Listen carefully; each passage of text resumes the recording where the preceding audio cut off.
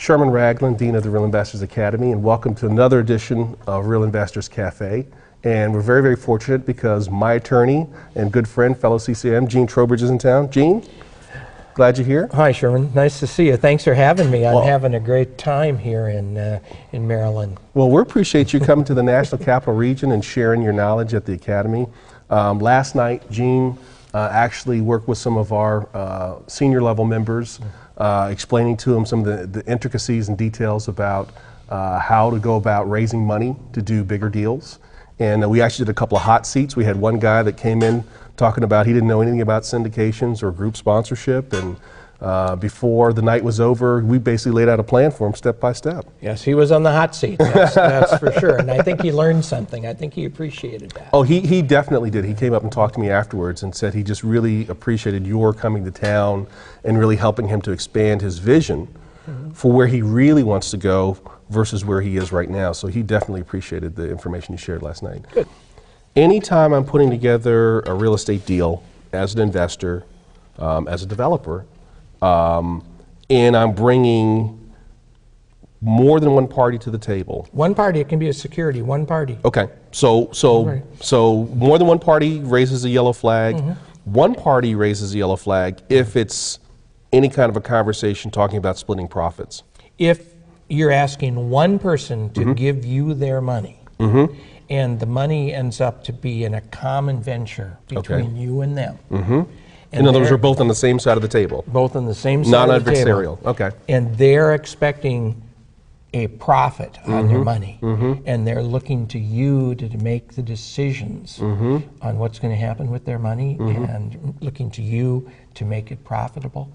That's the definition of a security. Investment of money in a common enterprise with an expectation of profits through the results of someone other than the investor. Very cool. Now, if we do this together and we vote, everything has to be unanimous. We have a joint checking account. Nothing can be done unless you and I both sign the documents. Well, then we've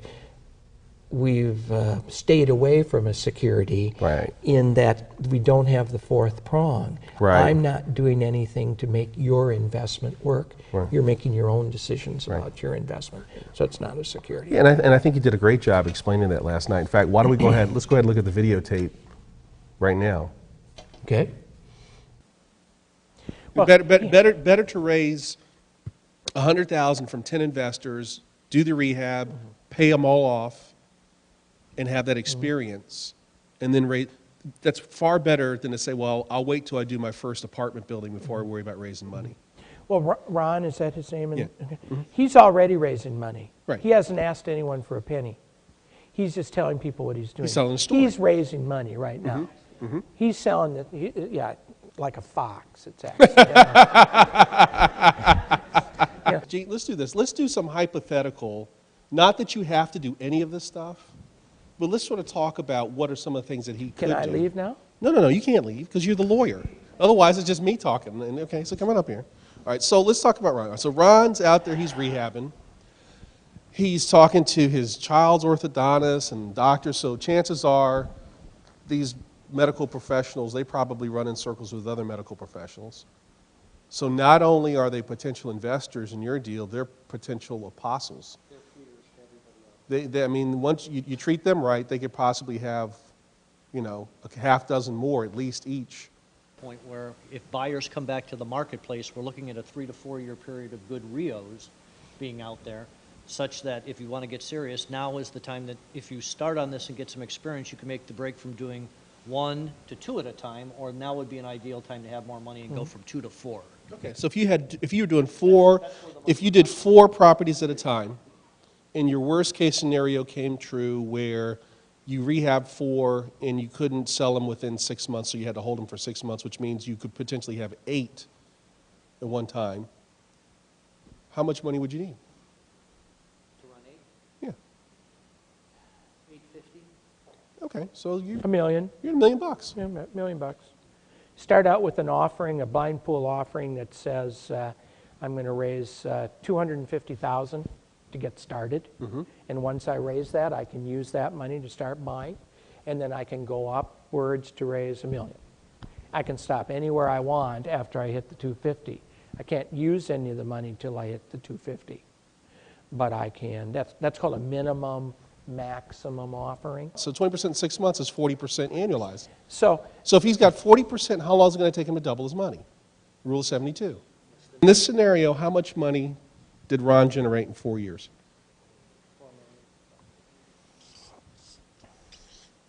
He's going to give back to the investors their original $1 million, right? If he gives them 10% per year simple interest, how much interest is he going to give them?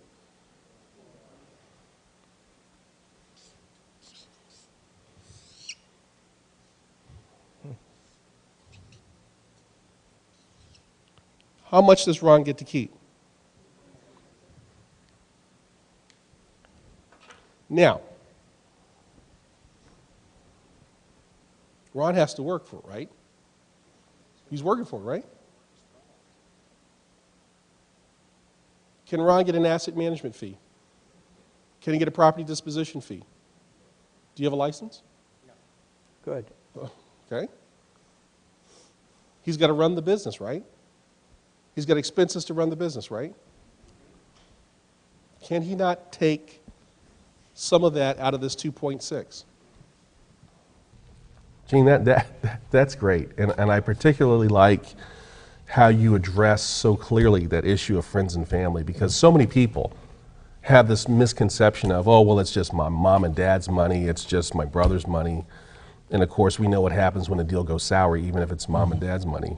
Yes, if I just kept a list of the topics of all the general information calls my partner and I get at our law firm, right up at the top is there a friends and family exemption to the securities laws, followed only very closely by the question is, well, we just want to put 3 or 4 people together, Right. get their money, make all the decisions, and we don't want it to be a security. How do we do that, Gene? And that answer we've talked about. Right. Give them all the decision-making Yeah, well, who wants to do that? possibilities, and then nothing gets done, and you don't get paid. It just Who wants to doesn't do work. that? Yeah, that's almost a non-starter for an indie. Actually, as I tell the people, if you can find people who think that you should do this for free, then let them do it for free, and you invest with them. Right, right. You know, you don't have to be the syndicator. That's a good point. One of the things to learn about this business is to spot a good deal where you can put your money with other people. And we have a whole discussion that Kim and I work on, my partner, on how to spot a good syndication, how to be a good investor in a syndication rather than just simply being the sponsor. Because not everyone who comes to your meeting wants to, they don't have the mentality, Right. the time, the tolerance for risk to manage a group of people, but they'd like to invest themselves. So Right. That's great. Thanks again, Chairman. Thank you too, Gene.